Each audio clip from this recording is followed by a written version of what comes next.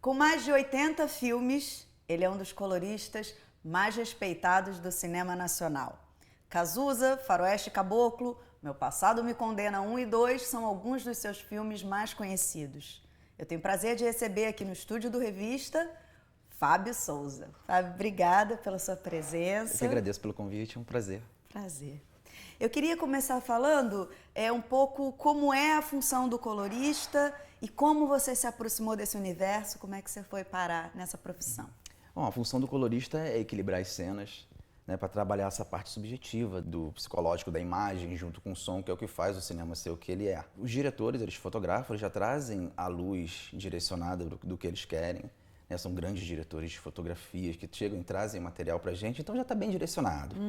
Tá? E em cima daquilo você vai trabalhando de acordo com o gosto de cada um, com o look que eles querem dar, sempre deixando consistente aquilo, para uma cena não entrar verde, a outra entrar amarela. Criando uma unidade da fotografia do filme, Exatamente. Né? E como é que você foi parar nisso? Como é que começou a sua trajetória? Em 95, né, eu entrei na parte de CPD para trabalhar na Labocine. E 3 anos depois eu comecei a ver os coloristas trabalhando, né? Que no caso não eram coloristas, eram marcadores de luz. Então eles trabalhavam em máquinas, em moviolas antigas, segurando um negativo na mão, assim, com luva, né? E eles sentiam um corte da cena e a imagem era muito embaralhada, né? E eles começavam a trabalhar e eu via depois que aquilo que eles estavam fazendo virava uma imagem no telão, lá no cinema. Os diretores do lado, eles começavam a conversar sobre se a imagem estava boa ou ruim. E eu sempre fui muito ligado a questões de arte, né? Sempre, desde pequeno, eu pinto.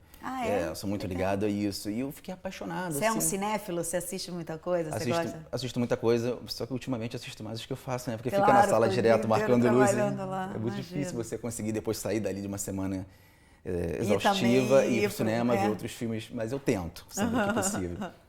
E eu fiquei apaixonado quando eu vi. Eu falei, nossa, eu não sabia que era assim que as coisas aconteciam. Eu não conseguia mais pensar em nada, foi assim, amor à primeira vista. Ah, que legal. Eu demorei 3 anos para entender o que era uma imagem boa e uma imagem ruim.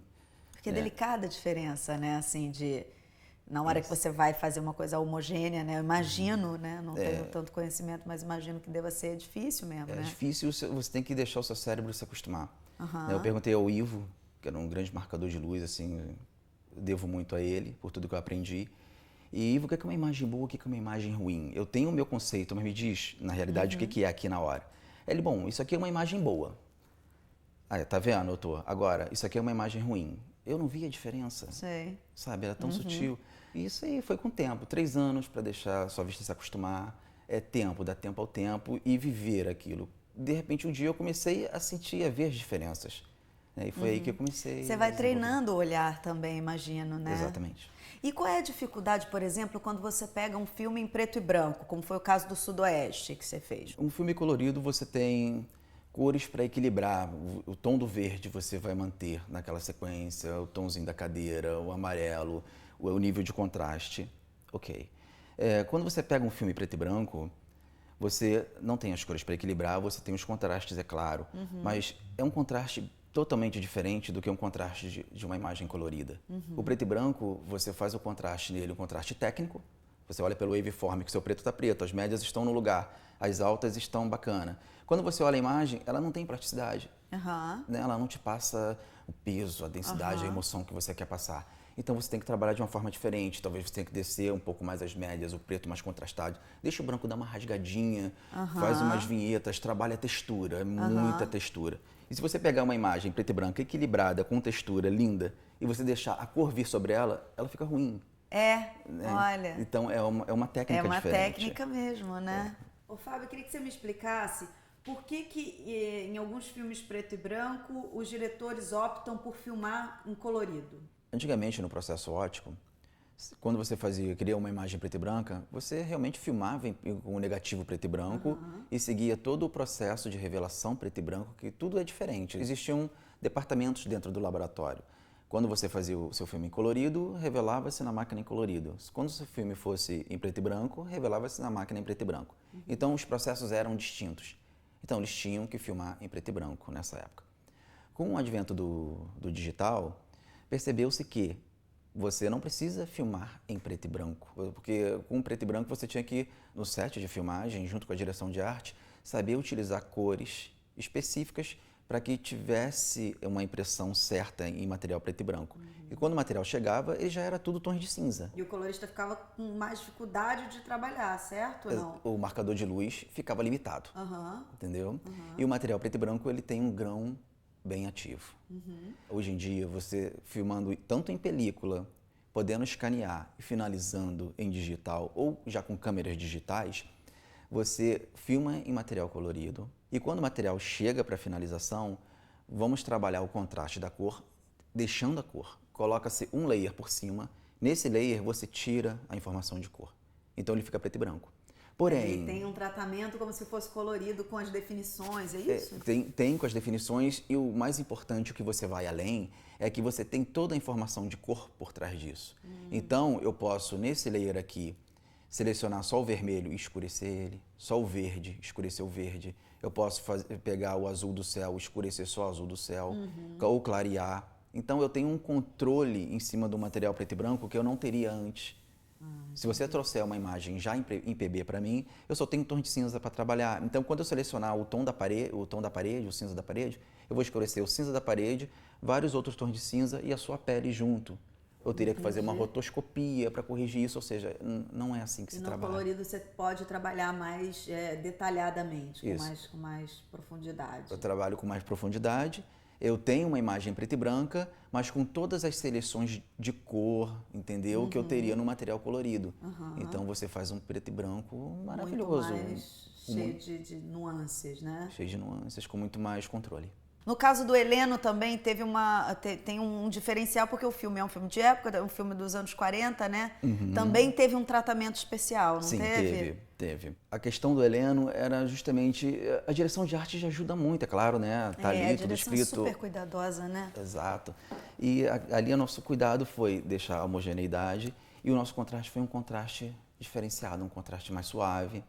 Né? E nas cenas de lembrança... Ele é meio lavadinho, né? Ele tem uma, né? Esse é o look dele. Sei, que é totalmente diferente do Sudoeste, que é totalmente diferente do Transeunte, que foram 3 longas-metragens preto e branco feito um atrás do outro, né? Teve uma leva de PBs. Só filme bom, hein? Só filme legal. Muito só filme bom, legal. muito Galera bom. de primeira. Você fez também o último filme rodado em 35mm no Brasil, que foi o Educação Sentimental, do Júlio Bressani. Como foi esse convite? Como foi fazer esse trabalho? Bom, esse foi o Pablo Baião, junto com o Walter Carvalho, grande mestre da fotografia, o Valtinho. E ele me chamou para fazer esse filme. Eu, na hora, falei, claro, eu tô dentro, né? Imagina, não vou perder isso nunca. E comecei a trabalhar, fiz a marcação tradicional no Analyzer, no Color Analyzer, não foi num sistema de colorimetria digital. Né? E no Color Analyzer, equilibrei as cenas, tiramos o copião. Nesse copião eu remarquei, né? E eu tentei puxar um pouco mais de contraste, mas eu via que o material não vinha esse contraste. E o Valtinho não me falou nada, ele deixou eu ver até onde eu podia chegar. E quando nós assistimos o filme, estava lindo, o Júlio Bressani adorou. Eu assisti com o Júlio antes do Valtinho, inclusive. Aí, quando o Walter veio assistir comigo, ele falou, Fábio, você não sente que esse material tem um pouquinho de falta de contraste? Eu falei, Valtinho, eu tentei chegar, mas não consegui chegar tanto nesse contraste. Ele, não, foi de propósito, é isso mesmo. Eu usei um filtro para fazer isso. Eu falei, porra, podia ter me falado antes, né? Mas é assim, ele... Pegadinha. Ele direcionou, ele sabia o que ele queria. O Walter Carvalho, ele é uma pessoa que ele tem uma personalidade incrível. Né? Eu já vi cada situações com ele, desde a época do Cazuza, quando ele optou em filmar em 16mm. Ele ampliou. Geralmente, quando você amplia para um master. Esse master é um material que ele tem um contraste específico. Ele é um low contrast, para você poder conseguir esse contraste novamente, recuperar esse contraste no negativo. É assim que trabalha no laboratório. Ele falou, não vou ampliar para um master, vou ampliar para um positivo de cópia. Nós falamos, caramba, nós nunca ampliamos para um positivo de cópia. Ele, não, vamos lá, fizemos os testes. E quando o filme estava pronto na tela, lindo, o Dr. Vitor, que era o diretor do laboratório na época, entrou na sala e falou, mas Walter, esse filme ele é bem forte, né? Aí o Walter, sim, Dr. Vitor. Ele, você não tem medo de falarem mal da sua fotografia? Aí o Walter, aquele silêncio na sala, o Walter falou, não tenho não, Dr. Vitor. Eu tenho medo do Cazuza vir puxar minha perna. Ui! Entendeu? Eu tenho medo disso, Ele tenho medo abusado, dele. Ele é né? um cara, poxa, já com 30 anos de idade, com AIDS, ele era louco, o filme dele é isso, essa é a cara colorido, dele. é forte, né? Forte. É radical. Então, eu aprendi a ver o mundo pelo olhar desses grandes gênios. Não, e é incrível também você achar poesia, você achar criatividade numa coisa que poderia ser só técnica, Exato. né? E você entender onde é que está a poesia da técnica, né? Onde é que um trabalho de coloração, que é um trabalho muito técnico, você tem que ter um conhecimento enorme do equipamento que você trabalha, e você vê como é que você vai mexendo na sua criatividade com isso, né? Perfeito, E isso. qual é a diferença fundamental que você sente nessa passagem que a gente está vivendo mesmo da película para a câmera digital, para o cinema digital? Bom, como colorista, eu sentia mais fácil marcar o ótico.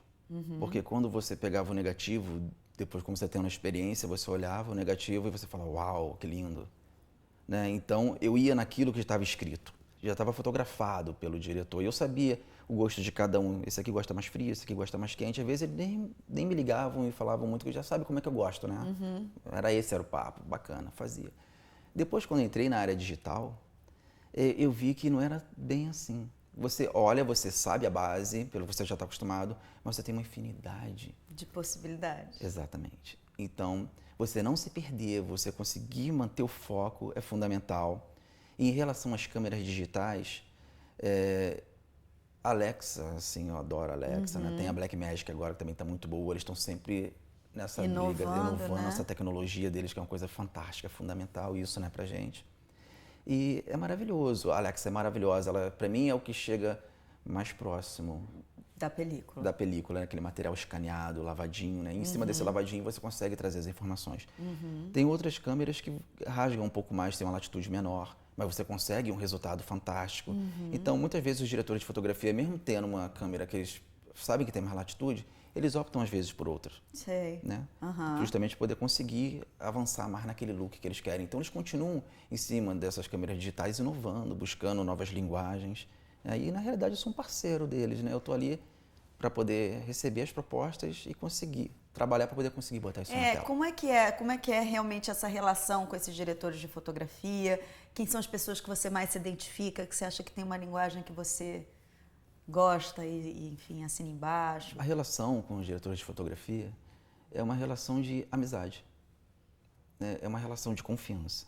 Quando eles fotografam eles também nem sempre eles conseguem dizer, pô, quero trabalhar com fulano, com Beltrano. Depende, né? As produtoras têm, às vezes, seus acordos.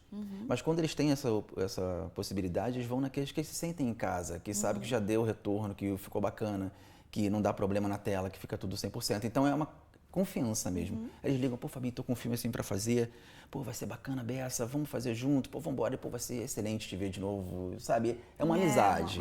É uma amizade. E quando eles entram na sala, sabe, vocês confiam na sua parte técnica, aquilo que você falou, né? De você conseguir ir além, mas tem a sua parte técnica.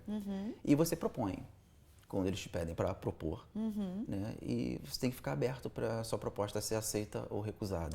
Para essa troca, né? Que é natural no processo criativo mesmo, né?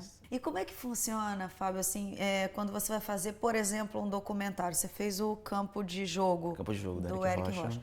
Como é que é para o colorista receber um trabalho de um fotógrafo que não tem esse controle absoluto do set dele porque ele está fazendo um trabalho documental? O documentário, justamente por isso que você falou, ele tem uma linguagem diferente de um longa, do longa de ficção. Então, o fundamental no documentário é ele passar a realidade, ele passar a credibilidade. Então, eu não posso mexer tanto, eu não posso ir além, não posso fantasiar. Quanto mais natural for, por aí? É por aí. Nesse caso, é o que se assemelha mais à ideia do PB, que é você trazer a textura de tudo. Então tem uma favela, ela tá ali. Eu não posso deixar aquela favela toda rosinha, bonita, aquele céu maravilhoso, sabe? De ficção, já que é um documentário.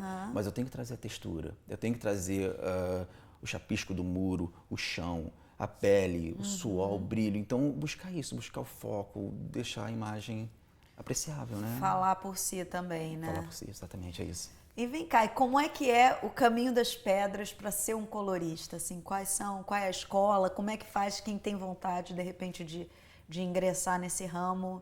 Como é que faz? Você tem que, primeiramente, se identificar, ver se é isso que você quer. Acho que o pessoal que gosta muito de fotografia, que gosta de pintar, vai se identificar com essa área. No meu caso, eu comecei vendo já na prática e aprendendo o que é uma imagem boa e uma imagem ruim. Então, tem que estudar muito, estudar os grandes pintores, os movimentos, eu tive a oportunidade de viajar, né? Eu fui para Nova York, estagiei na Tape House. Então, as grandes literaturas de técnicas sobre o assunto são americanas, né? Não tem como fugir disso, lá é mais completo realmente ainda. Nós estamos caminhando muito bem, vamos chegar lá. E ter coragem, porque realmente quando eu tive a primeira oportunidade de trabalhar com grandes diretores de fotografia, eu não dormia. Mas eu falava, não, eu vou encarar isso, vamos nessa, eu passava mal. E com o tempo você vai ganhando confiança, você vai se acostumando. E daqui uns 10 anos de trabalho nisso, acho que você já pode talvez fazer o seu primeiro longa. Eu estou falando na questão de 10 anos, é porque há uma maturidade. Tem que amadurecer, tá? Mas chega lá, é sim, é só querer. No momento você está com que projetos e onde você está trabalhando? Bom, no momento eu estou agora para começar o Minha Fama de Mal, do Luiz Farias. Né? E estou trabalhando na O2 Rio, né? Que tem uma sala de intermediação digital, com tudo do bom e do melhor, com projetor DCP, né? Uma mesa de colorimetria maravilhosa, aqui em Laranjeiras, aqui, para atender o pessoal do Rio, aqui, as produtoras, né? Tá certo. Muito obrigada, querido. Obrigada pela sua presença. Obrigado. Bom, se vocês quiserem ver a entrevista na íntegra, entrem no site revistadocinemabrasileiro.com.br. Eu deixo vocês agora com mais um filme de micrometragem. Até mais!